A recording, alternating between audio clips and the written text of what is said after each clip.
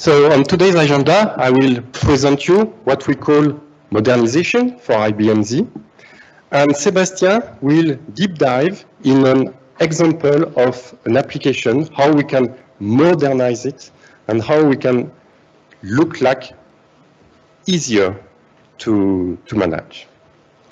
So first part is why we need application modernization. And for this, I want to show you this picture. I don't know if you recognize the rockets. An idea?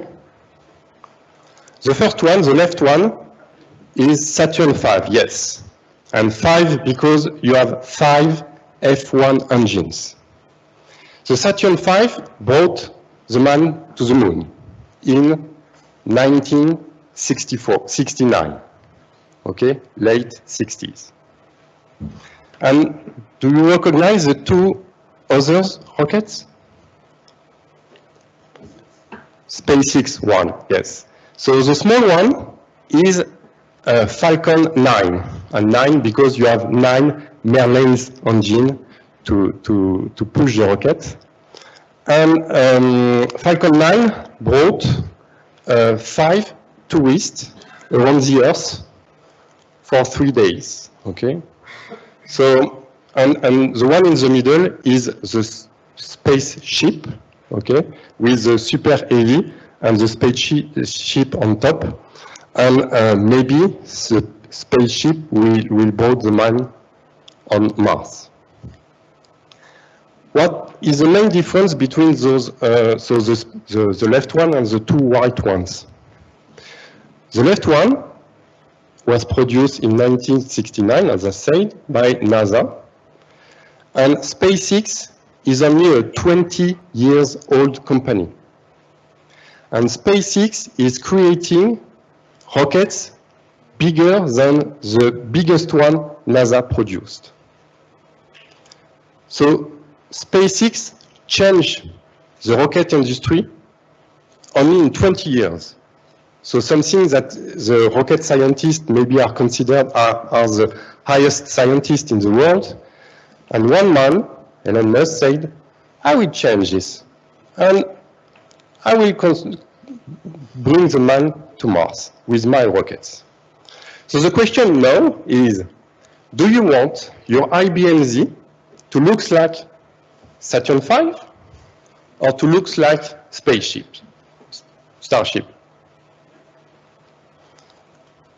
Just last words on Saturn V.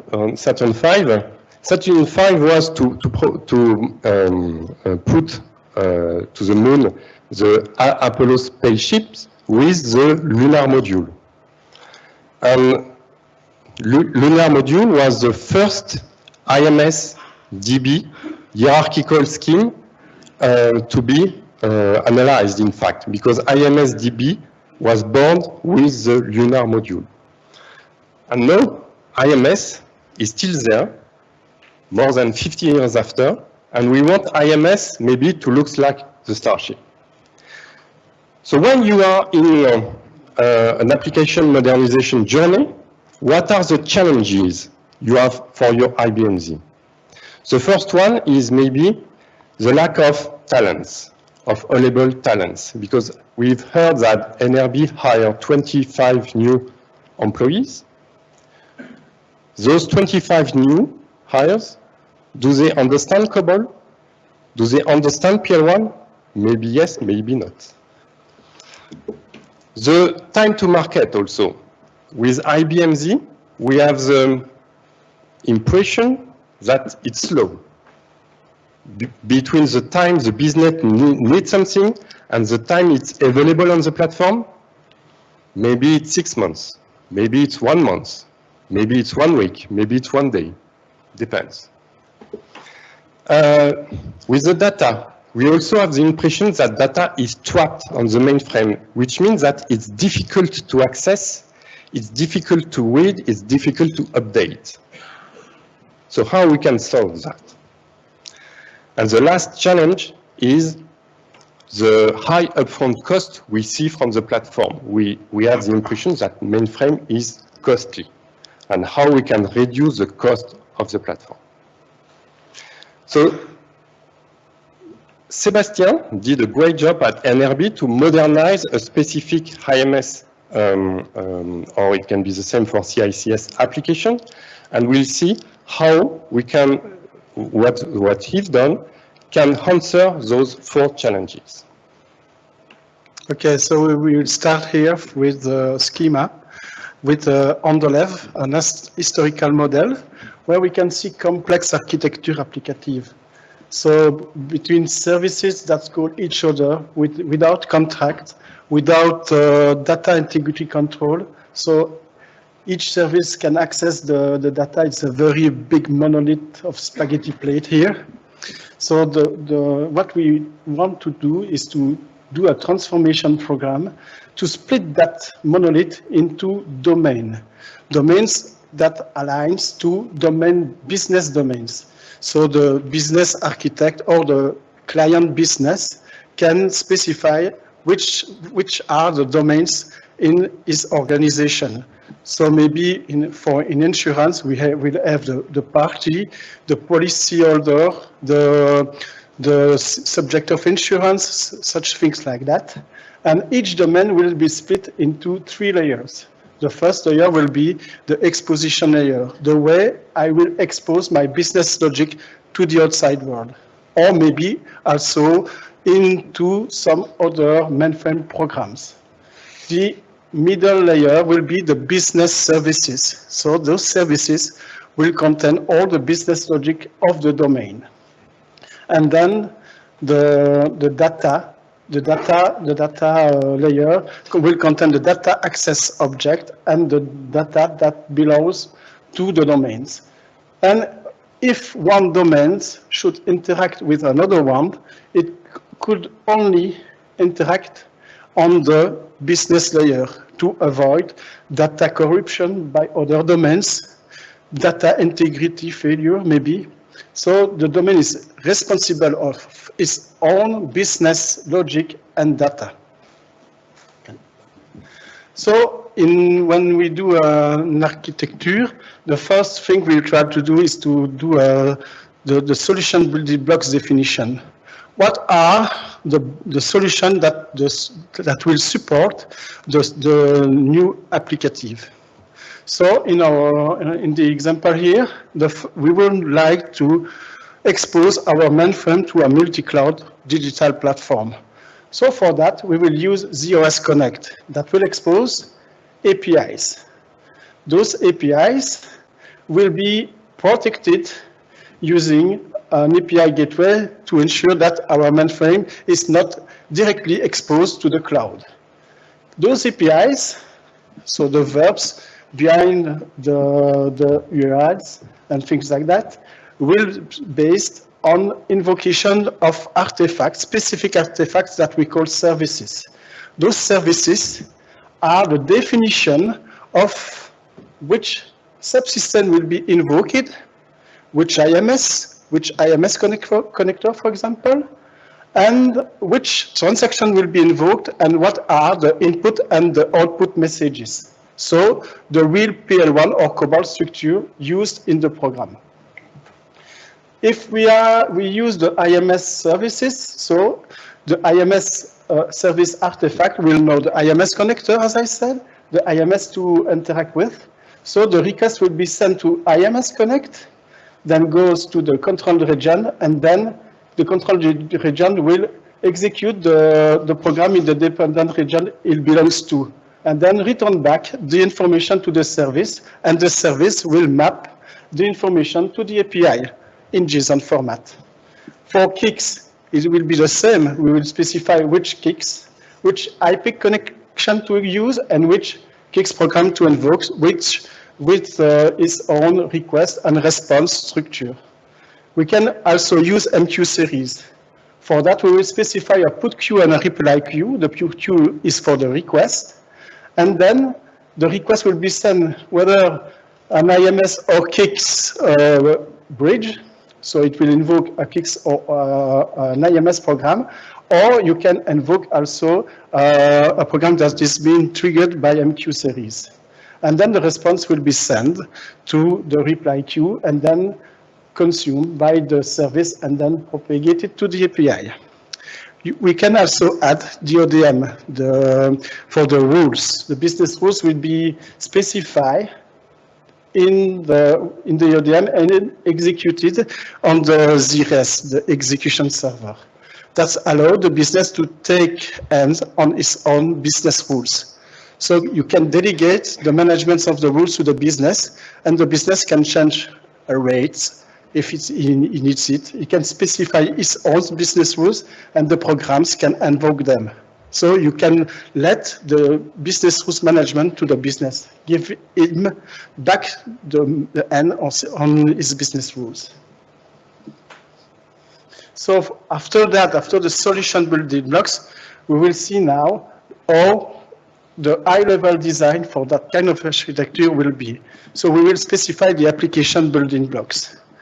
We have split that into 3 major layers: the exposition layer, the business layer, and the data access layer. On the left, there is another one that will be the support layer, because at NRB we have written a framework for PL1, for COBOL, and for also Java on Z. So you can specify those building blocks in those 3 languages. The first layer I will explain is the data access layer, the simple one. The data access layer contains all the data access services to access IMS-DB segment and access data that belongs to DB2 tables. Those data access services will only contain the CRUD operation and the SQL or DL1 orders to manage the data, only the CRUD operations.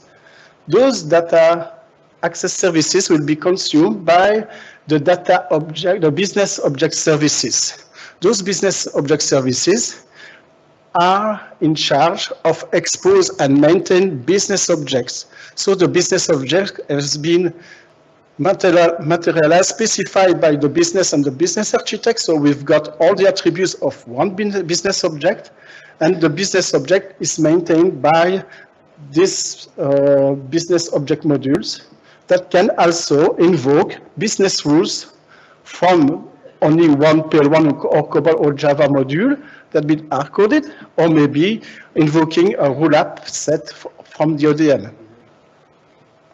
Those business objects are on that point canonical, because the business architect and the business has specified all the attributes a canonical way. So at this point, on the mainframe, I'm canonical. So it will serve the upper layer too. We have up that the business services.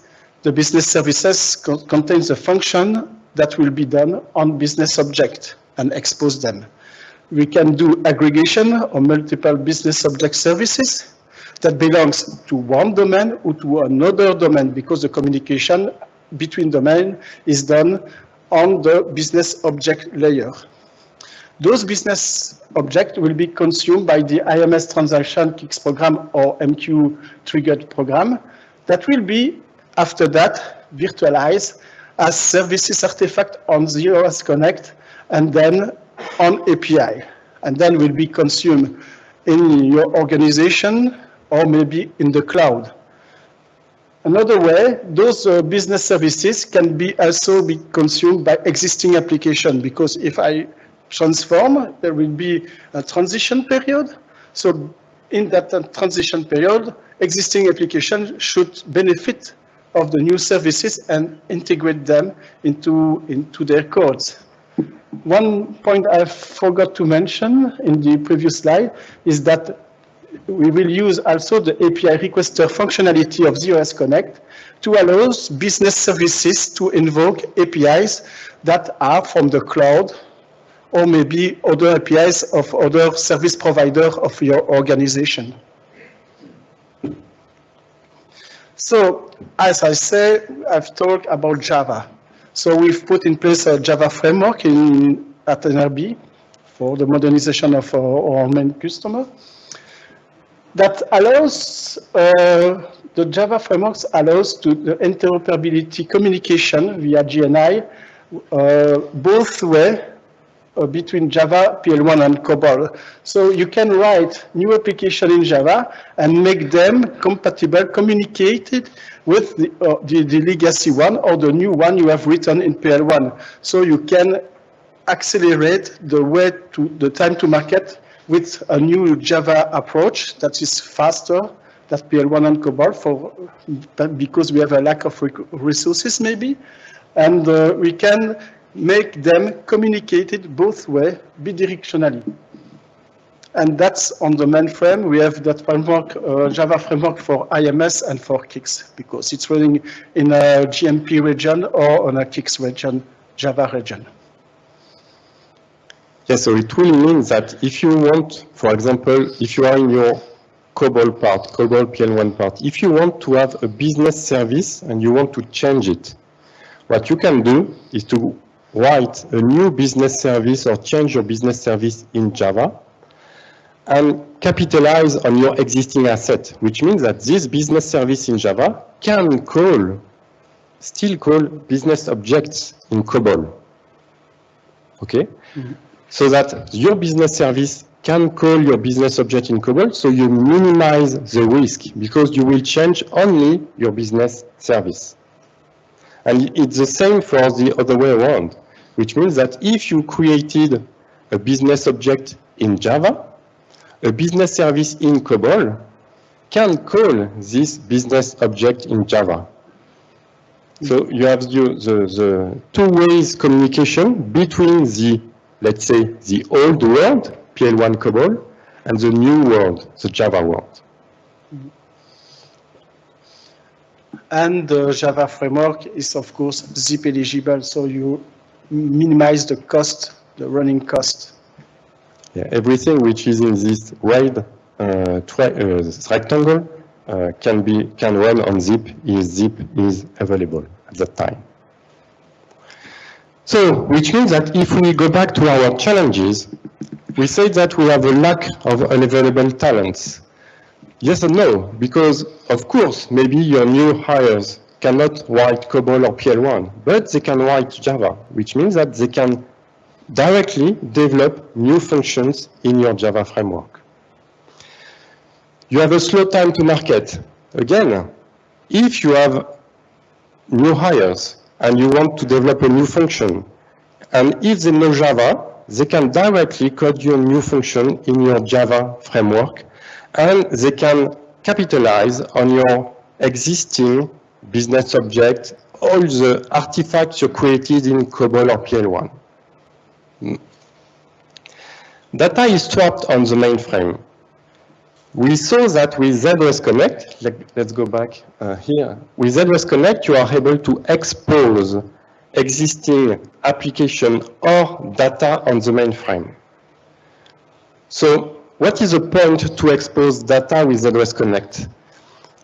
If you want to have read-only access to a specific data, why you will put some business logic in between? If you want to read the customer profile, address, customer number, and so on, you can go directly from ZOS Connect to IMSDB or directly from ZOS Connect to DB2, read the data, and respond.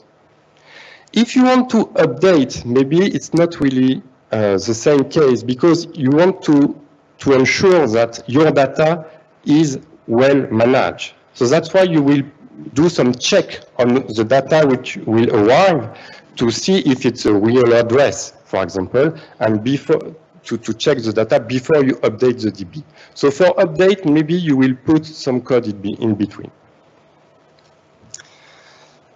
And last point is high upfront cost. We saw that with ZOS Connect, you can expose your enterprise architecture, business logic, to an hybrid cloud environment because ZOS Connect provides a REST API access to the mainframe.